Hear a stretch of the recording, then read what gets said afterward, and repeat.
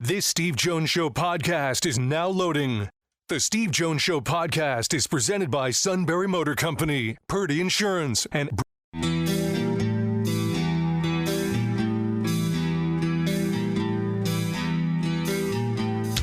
bringing you an in-depth look at Penn State sports and more. This is the Steve Jones Show on News Radio 1070 WKOK. The Steve Jones Show is presented by Brewers Outlet, Sunbury Motor Company, and Purdy Insurance. Now, from the Sunbury Motor Studio, here's Steve Jones. Opening half hour brought to you by our good friends at Brewers Outlet, Reagan Street in Sunbury, the beverage supermarket. Imports, domestics, microbrews, the best selection of beer anywhere. Wine coolers, water, soft drink, snacks. They roast their peanuts fresh and out every day. 6 great flavors of slushies. And ready-to-drink cocktails. High Noon, Jack Daniel's Crown Royal.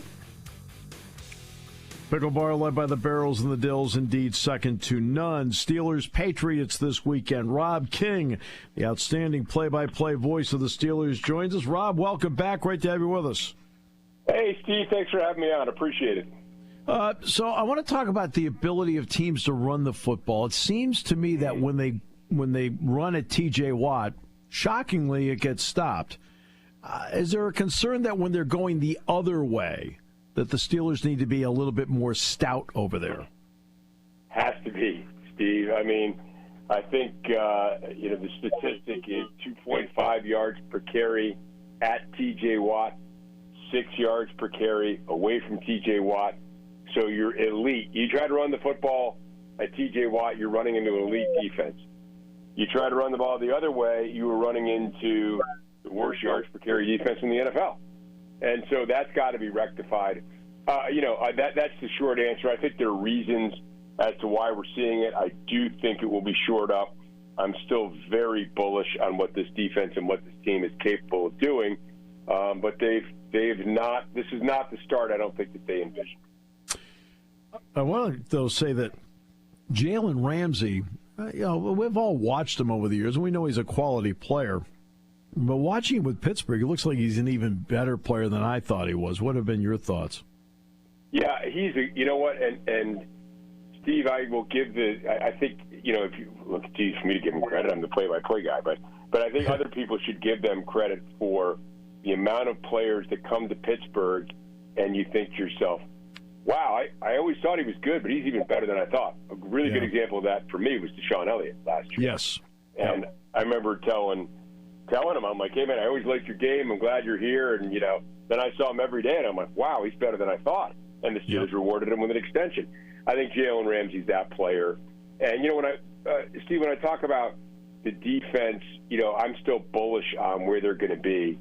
Yes. You bring in all these new guys, and especially in the secondary, you have to have communication. And, a quarter into game one, Deshaun Elliott's out. And then Joey Porter Jr.'s out. And there goes your communication. Chuck Clark, I like Chuck Clark, always liked him. He comes in, he wasn't even in camp, really. He comes in, now you're trying to figure out the communication on the back end. And, you want to be stouter against the run, so what do? You go out and get a first-round pick in Derek Harmon. Well, he gets hurt, he's not able to play. And he was a big part of their pickup along the offensive line. So I do think that it's, and I think what's eventually going to happen is the blueprint, as I see it, is that they're going to be more stout against the run. That's going to force teams into more passing situations. Now you get those corners back, you get the communication on the back end buttoned up, and now you can play man-to-man defense, and that makes the quarterback hold the ball a little bit longer, and now the pass rush gets home. It all starts to me with stopping that run, and I just think right now, without Harmon and with Cam Hayward, being a little bit late to the party because of he kind of have a hold in, and he's probably not where he normally would be as far as being able to take the amount of snaps he would take. When he's out there, he's still doing a solid job. I think all these things are reasons. Now, having said that, if we are talking about the same things in week 8 or 9, what I'm calling reasons are going to sound like excuses. So eventually here they've got to start turning the corner. Yeah, I mean, no question, because I agree with you. I think they've got the personnel over there that when it falls into place, that can be a really good defense for them. My thought on Aaron Rodgers has been this. It takes, at least in my lifetime of doing games and being around players, usually the first year back from an Achilles, you're functional. The second year back, you've got it back. Now, I know he's 41, whatever it is right now, but it looks to me like that is a more comfortable Aaron Rodgers back there. Am I seeing it right? I totally agree, and I do think, and I think I'm guilty of this. I'll get back to that. I just want to say this. I think I'm guilty of wanting to see right away what I think I'm going to see later in the year. For example, Caleb Johnson. Yeah. Not ready yet. No need for him. But he, so, hey, Caleb Johnson's going to be there, the running game. He's going to be the guy. Well, yeah, he probably is eventually. But he's not ready yet. And the same thing with those young defensive linemen and the communication in the secondary. And I think, to your point, Aaron Rodgers in year one, if people take a look at what he did in the latter half of last year, which was just swallowed up by all the losses the Jets had, he got back to being much closer to the Aaron Rodgers that we're used to seeing. Throwing touchdown passes, taking care of the football. In week one, he didn't look that elusive against the Jets. And after the game, he said, stiff back, I feel for you, Aaron. That's what happens as you get a little older. Sometimes it happens when you get a little, even when you're young with a back issue. But then in week two, last week I thought he looked incredibly mobile. And Steve, he made a throw that I had to rush back home, put on the tape, and make sure I saw what I thought I'd seen. Yeah. Was him rolling out under pressure to his right, falling down and throwing it 60 yards right on the money to Pat Freiermuth. I mean, you couldn't have made a better throw from 3 yards away. Yep. It was incredible. Now, Pat dropped it, unfortunately, but it was an absolutely incredible throw. And if you think, you wonder about the arm talent now, is he going to still be the same athlete at 41 as he was at 27? Tell me anybody who is. So, there's going to be, you're going to have to understand that this isn't, him in his prime, but is this him being good enough to win football games? He's the best thrower of the football I've ever seen in my life, and that just reminded me. That throw, I don't know how many quarterbacks, and I don't care how old they are, could possibly make that throw. It was incredible. And as for the younger players, if I heard Joe Paterno say this to me once, he said it to me 100 times, I'd rather play a guy a game too late than a game too early. And I think, I think the Steelers are doing the right thing because confidence, you and I both know what confidence means. And if you play somebody too early, they can lose the confidence, right, which then sets them back a period of time. If you play them a game too late, then they've settled in, they've got their confidence. Agreed. And I think, as I think about that in terms of also of guys coming back from injuries. You'd rather sit him maybe if you have that luxury. Of course, you don't always have that luxury. And guys who are ready to play want to play. Derek Harmon is chomping at the bit, champing at the bit, I guess. Wants to get back out there. What's the prudent way to bring him back? Some of these guys, Deshaun Elliott and Joey Porter Jr. trying to come back from injury. And again, you never know for sure. There's like a sliding scale on everything. Nothing is the same. When you start a sentence, all things being equal when it comes to sports, well, it never is. It's never equal. Same situations never roll around exactly the same way twice. So if they've beaten Seattle, we're 2-0. They go up to New England and win 3-0. Are you thinking to yourself, hey, we've job well done. Let's see these guys after the break, after the bye, when they get home from Ireland, and see how they are. Does that even factor into it? I don't know. But I think that, when Joe Paterno says something like that, I had not heard that quote. Steve, I think it's a great quote. The other part is the game with the Patriots.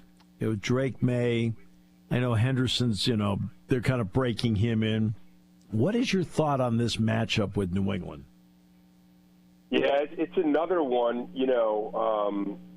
I think there are different teams of similar ilk that it would have been easier and better for the Steelers to play. You know, you're trying to break in a new run game, defensive line. You don't have your top draft choice. Who do you run into? But the Jets, who would be happy to run the ball 90 times a game and never throw it if they had their way. And that's what they did, and they did it successfully. And now you get a New England team that I think they're going to have a similar attitude. And, you know, you began this conversation by saying, hey, the Steelers aren't, you know, when teams run left, the Steelers haven't been good at defending the run. Right. Well, they've got a first-round pick, Will Campbell. They've got a guard next to him who they drafted this year. Young, energetic guys who want to block. I'm through the preseason portion of my tape with watching the Patriots. I haven't watched their regular season games. I know what happened, obviously, but I haven't watched the tape. But I am just super impressed and not at all surprised by how hard they're playing. How hard. I didn't see Travion Henderson a lot. You saw him. How he runs hard, man. I'm thinking about a breakaway guy. I mean, he's ready to lower the shoulder and take it at you. Exactly. So these, a Mike Vrabel coach team is going to play hard, physical football, and they're going to want to run it right at you. And I assume behind those big young guys, they're going to want to run it left. And so that's what you're running into. And Drake May, I had a guy who covers the NFL in the entire league, and a guy whose opinion I value very highly. Yes. And he said, hey, when you're up there in Foxborough, you're going to be looking at the next great AFC quarterback. He thinks that highly of Drake May. So they don't, they're not loaded with weapons, but they can game plan to tight end Hunter Henry, who's a very good pass receiver. Both those running backs are excellent receivers out of the backfield, just enough to make you worried with, Booty and some other guys. Stephon Diggs, a veteran guy in the passing game. So, and then, defensively, the Steelers have not run the football very well. We know that. And if there's a strength with New England, it is definitely up front. They've held opponents to 58.5 rushing yards per game. They're a little bit banged up. If they're healthy, they had Milton Williams, they had Barmore, who they took a couple years ago out of Alabama in the second round. I mean, it's a stout defensive front. Once again, the things that the Steelers are working through, they're running into an opponent that on paper it looks like they're superior to, but who do the things well that the Steelers are struggling to combat. I'm going to give you one quick note on Ireland before you go over there next week. Oh, what do you got for me? Right, okay. I know the Steelers, there are very few teams in sports that travel better than Steeler fans. You're going to find in Ireland, the Steelers are the single most popular NFL team by a wide margin in Ireland. Because when Jack Ham and I went over there 11 years ago to do a game, we did it at Crow Park in Dublin. Right. And Penn State practiced at college at Dublin. So there were some students that were allowed. They took a soccer field and they converted it into a football practice field. So students were there watching. So I went around and just wanted to talk to them about about football. And just to get a feel and a read. And to a person, and remember, Dan Rooney was the ambassador to Ireland at the time. Mm-hmm. It was the Steelers, the Steelers, the Steelers, the Steelers. And you're going to love this story. I said, well, have you ever heard of Jack Ham? And this one guy who was from Scotland says, oh, Jock Ham. Yeah, the best, right? So I said, well, you want to meet him? I said, standing right there. I thought these six guys were going to fall over. But you're going to find a popularity for the Steelers in Ireland where it is going to be an absolute home game for you guys. That's what I got. That's what I got left and right out of everybody when we were over there. I can't wait. I mean, I've been there. I've been to Ireland a couple times as a tourist. The people are unbelievably friendly. It's just so nice.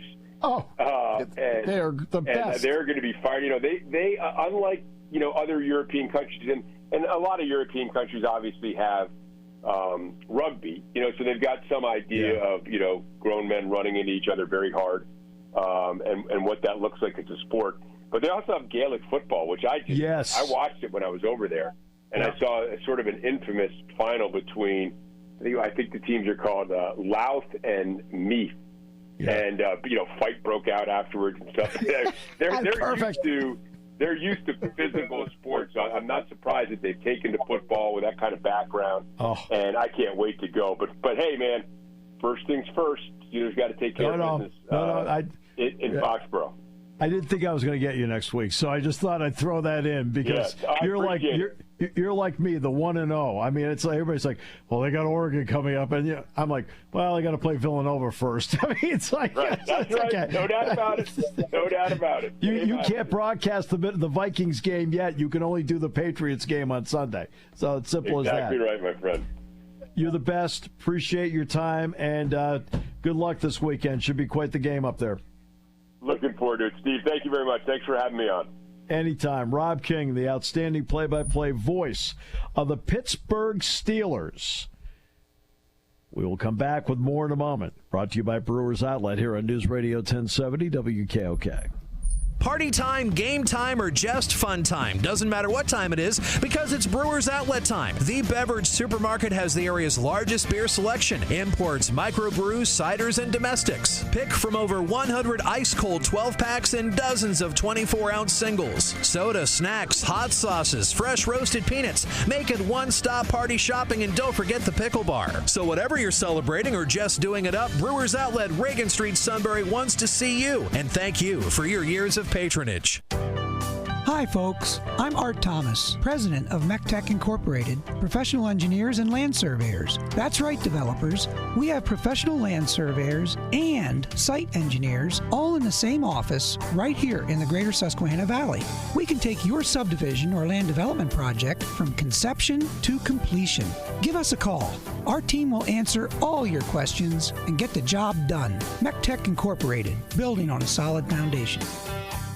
The days may be getting shorter, but even a shorter day can be a fun day with a new Hyundai from Sunbury Motors Hyundai. Hurry in now because Sunbury Motors Hyundai has 2025 Hyundai Sonata Hybrids with up to $3,750 off. They start at just under $32,000 or choose as low as 1.99% APR for 60 months. 2025 Hyundai Tucsons have up to $3,300 off and start just over $27,000. Or there's also as low as 1.99% APR financing for 60 months. At Sunbury Motors Hyundai, you can lease a 2026 Hyundai Santa Cruz SE for only $380 per month. Remember, all new Hyundais come with Hyundai Assurance and are backed by America's best warranty. 10 years, 100,000-mile limited powertrain warranty. If you want to have a fun day, you have to drive a Hyundai. From Sunbury Motors Hyundai in the North 4th Street Auto Plaza, Sunbury, and at sunburyhyundai.com. For more details, see dealer or go to HyundaiUSA.com.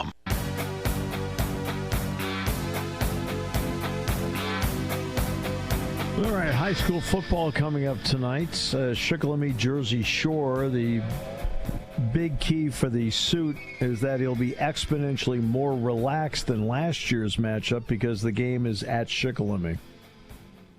No, they're up there. They're at Thompson Street Stadium? They're at Thompson Street Stadium. They're going to crush that dude. Yes, they are. Boy, oh boy. Well, no wonder Dave seems so cautious about it. Hey, Dave, it doesn't even sound like Dave's going to sit in the same booth. I don't think they can. I don't think they sit in the booth anyway. Oh, no, they're in the open. Yes. Hecklers. Hecklers. I'm sure they look like you and me, but that's at Thompson Street Stadium? It is. He is cooked and fried.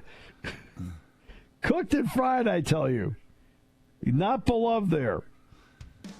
Then Selinsgrove has got who? They host Williamsport. There you go. And last week, Shikellamy beat Williamsport, right? Correct. Yeah. Thompson Street Stadium, where he is not beloved. All those nasty things that he said about those people coming back to haunt him as he's heckled. And that's just you and me in the parking lot.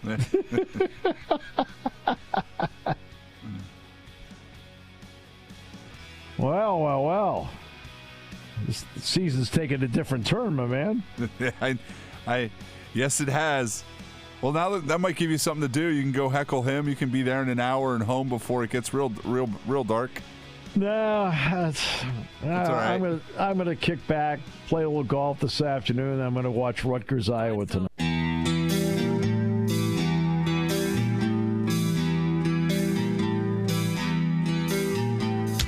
Bringing you an in-depth look at Penn State sports and more. This is the Steve Jones Show on News Radio 1070 WKOK. The Steve Jones Show is presented by Purdy Insurance, Brewers Outlet, and Sunbury Motor Company. Now from the Sunbury Motor Studio, here's Steve Jones.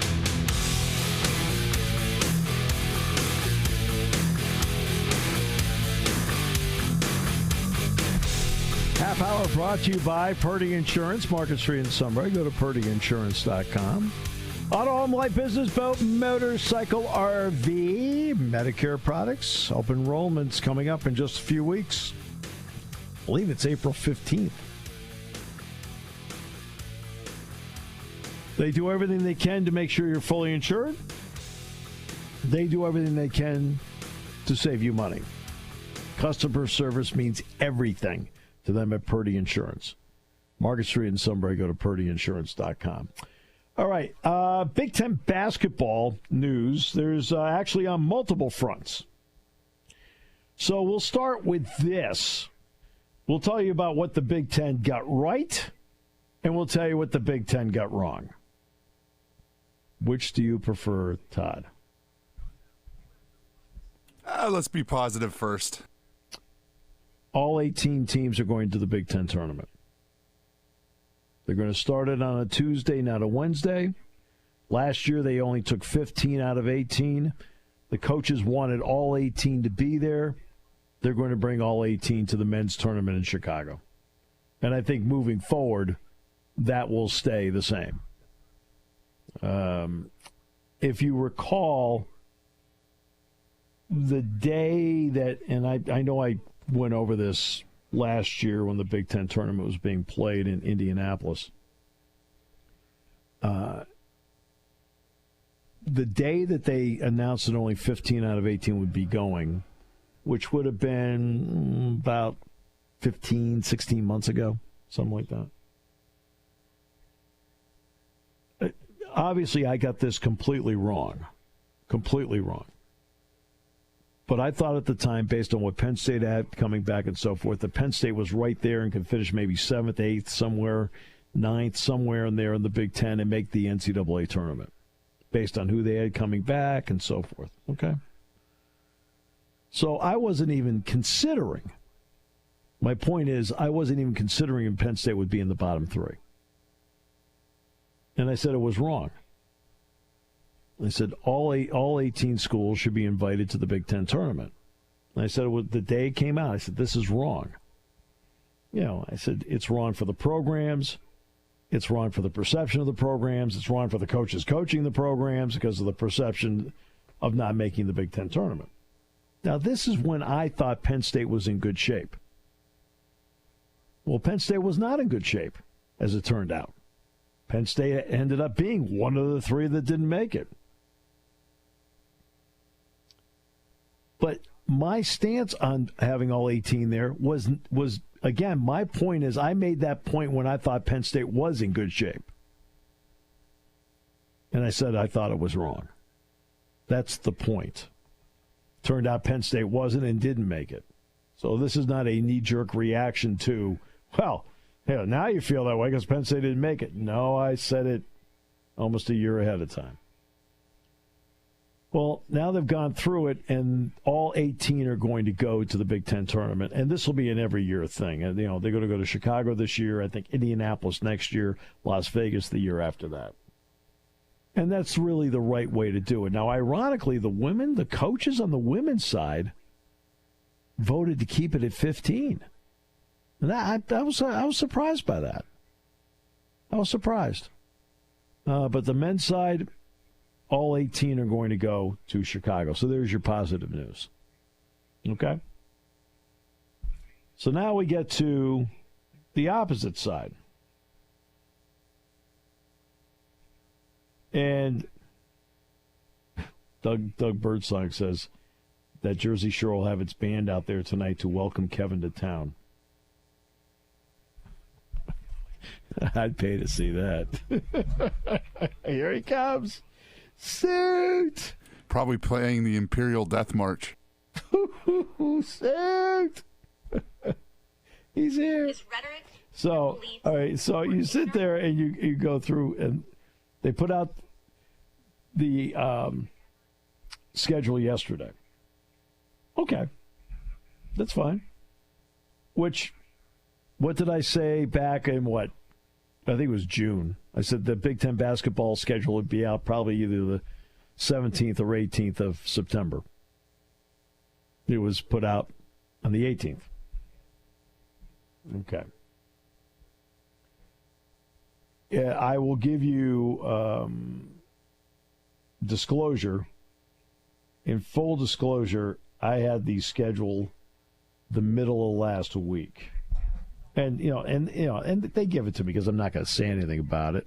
And also so I could do some planning about where things fit. And of course, I send it to Dick Girardi, and we talk about a couple things travel-wise that we may have to do. So that's what that's why we get the advanced copy of it. All right. But then they put it out yesterday, and I'll give it to you right now. They'll open Tuesday, December 9th, Assembly Hall at Indiana. Fine. Saturday, they got Michigan State on the 13th of December at the Jordan Center. Illinois at the Palestra on January 3rd. Michigan at home at the Jordan Center on Tuesday the 6th. Saturday the 10th at Purdue, Mackey Arena. Wednesday the 14th of January, UCLA at the Jordan Center. The 18th Sunday of 18th of January, a Sunday, at College Park, Maryland. 22nd, Thursday, Jordan Center, Wisconsin.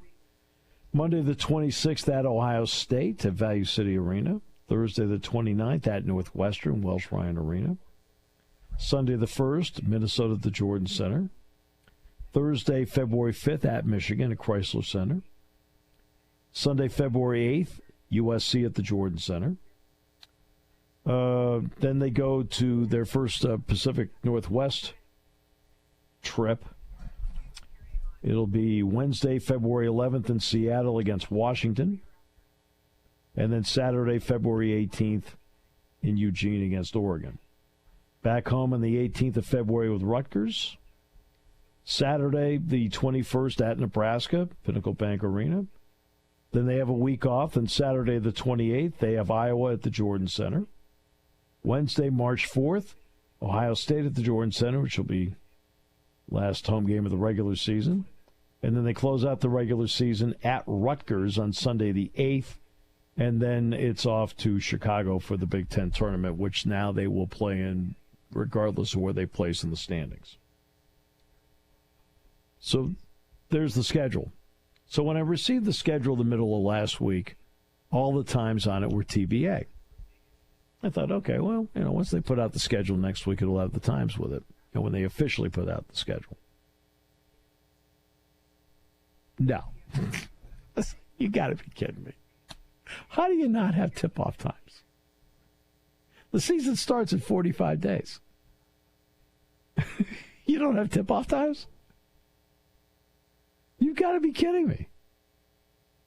Except for the game in New Haven, which is a 1 o'clock game, and I don't think it's televised. That's the only tip-off time we have. Are you kidding me?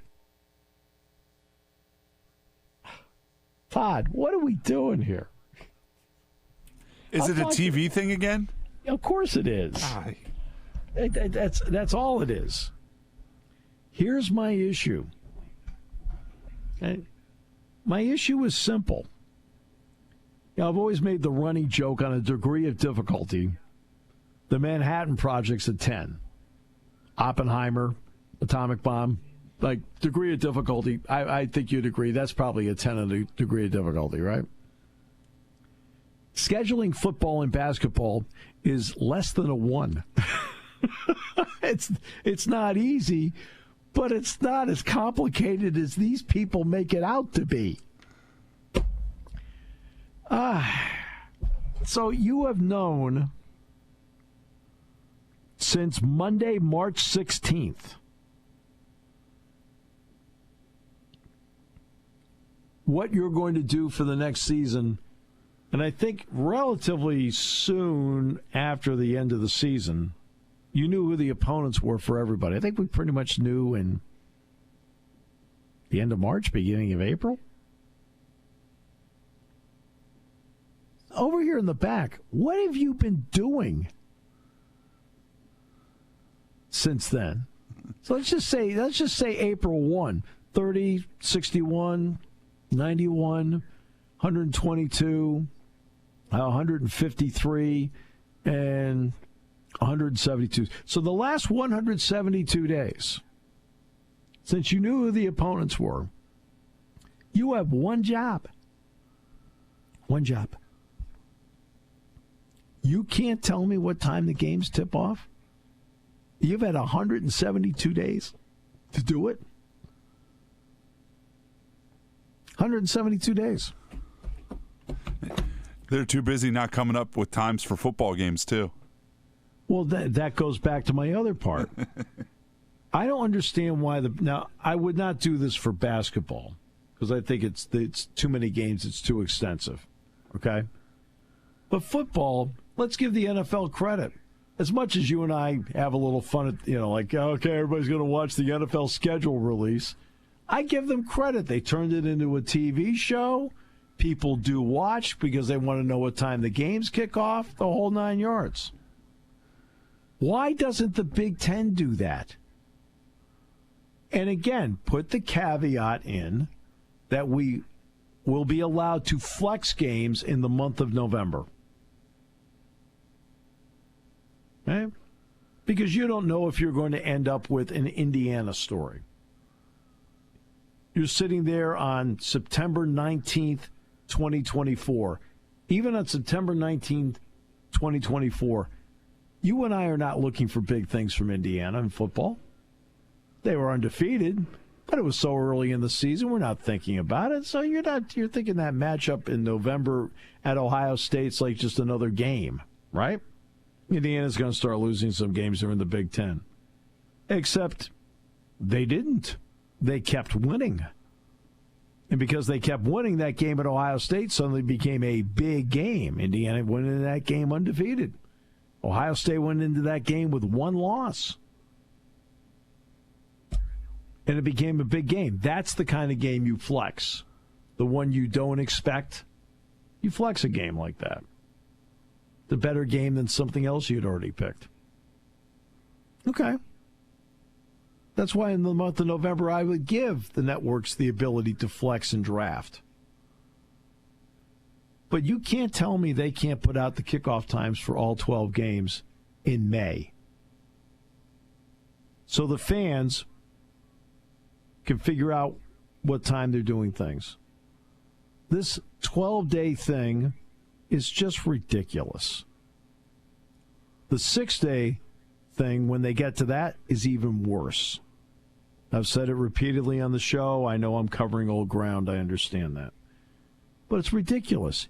In May, you should be able to tell every Big Ten fan, and do it on BTN, have Dave Refson there, Howard Griffith, Jerry DiNardo, analyze it, have some fun with it, Jake Butt, whomever, Matt Millen, get them all on there.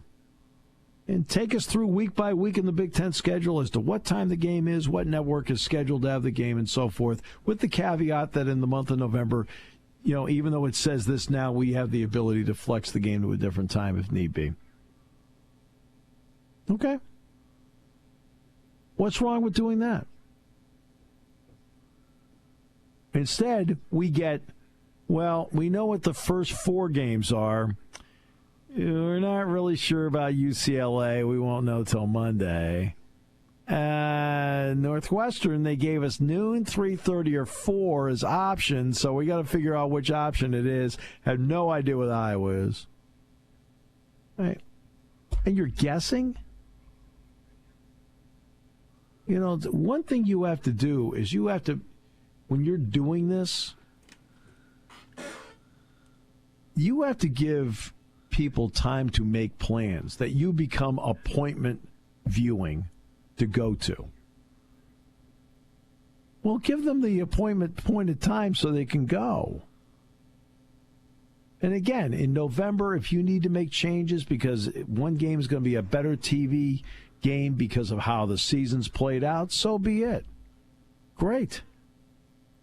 I mean, the game this week, the primetime game this week is Indiana-Illinois. I think it's a fabulous matchup to have on Saturday Night Football. I think it's great. That's the NBC game of the week this week. That's a terrific matchup. Right? Iowa-Rutgers tonight is another intriguing one. That's good. Hey, look, tell the fans in May, do an entire grandiose show, play it all out, put in, obviously, the disclaimer that, hey, look, in the month of November, a game or two might get flexed. Okay. In basketball, you're telling me you can't sit there right now and tell me what the tip-off times are? You've had 172 days. In 172 days, you haven't had meetings with TV networks and said, okay, what are we going to do about Peacock? What are we going to do about Fox, Fox Sports 1, BTN, CBS? You don't know by now? The season starts in 45 days. 45 days. Well, I was talking to a season ticket holder this morning. They're like, yeah, I mean, I've renewed my tickets. And they said, but, I mean, I don't even know what time the games are. I said, because they don't have any of the times out. I said, and it's not Penn State's fault. They're waiting for the Big Ten because the Big Ten even has sway over the non-conference schedule in terms of what the tip-off times are. You know, Penn State opens with Fairfield on Monday, November 3rd. They have to wait for the Big Ten to tell them what time the game tips off because the game might be on BTN. It's like, I mean, see, I think how they do this is all wrong.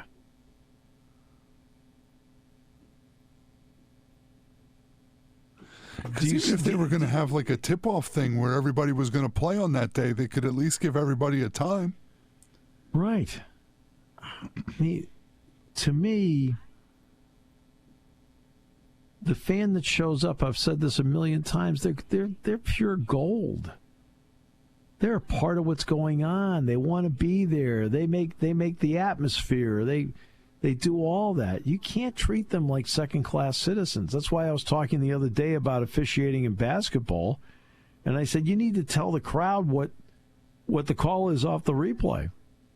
Right? Instead of going over and telling the TV guys, why should the person at home who paid their cable bill, admittedly, or their streaming, whatever, okay, why should they have an advantage over the person sitting in the stands who not only paid for their cable bill or their streaming, but also paid for tickets and parking and gas and everything like that, and, oh, by the way, ended up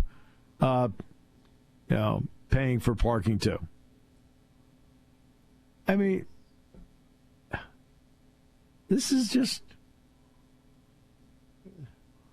crazy. I mean, I don't understand the second-class treatment of how the conference treats its fans. And I'll tell you right now, this is the same conference, by the way, that will put out a press release in March. And you know what the press release is going to say? And they do it every year. Big Ten men's basketball draws more fans than any other conference in the country. Right? I may take it and rip it up here on the air. You want to know why? Right? They don't care enough about you to tell you what time the game's going to tip off 45 days out from the season. Don't tell me it's like incredible about what the Big Ten fans do for you. Start treating them like they're important to you. I mean, that's me. Am I off base here, going too far? No, and again, I need my little "it makes too much sense" button here too. You know, it's just, it's not great, but I see it a little more with football. I don't understand, like, Maybe even a little bit with some of the conference games later on, but I don't understand how you don't have a tip-off for, like, the Fairfield game. I don't get it. I mean, I do not understand why we don't have kickoff times for the entire season with the ability to flex in November the way the NFL does in December, right? So that's not an original idea. The ability to flex games in December in the NFL, you should have that right to do that in the Big Ten as well. Okay? I have no problem with that. But this make it up as you go thing? Come on. It's 2025. It's 2025. I was going to say, they don't even have to be in the same room now to determine this stuff. No, they can sit down on Zoom calls and everything like that and say, okay, let's work this thing out. Because everybody's roster in the conference has been set since July 1. You know who's coming back, who's changed teams, what could be intriguing, what might not be intriguing. I mean, come on. I thought when I got it last week that the big change was going to be when they officially released it, that it would have tip-off times. I looked at it and went, last night, I'm scrolling through. This is after the talk show at Toftree's.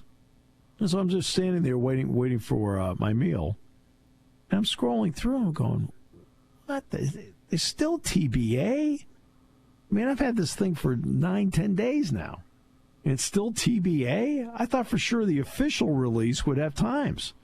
And it was like, you got to be kidding me. And the football thing just baffles me. Turn it into a show. Turn it into a celebration. Turn it in. That way the fans know what to do and why. Now, there's less of an effect this year for Penn State because the schedule's front-loaded with home games, so the fans knew the first 4 kickoffs of the 7 home games that they have. It's the 3 others they don't have yet.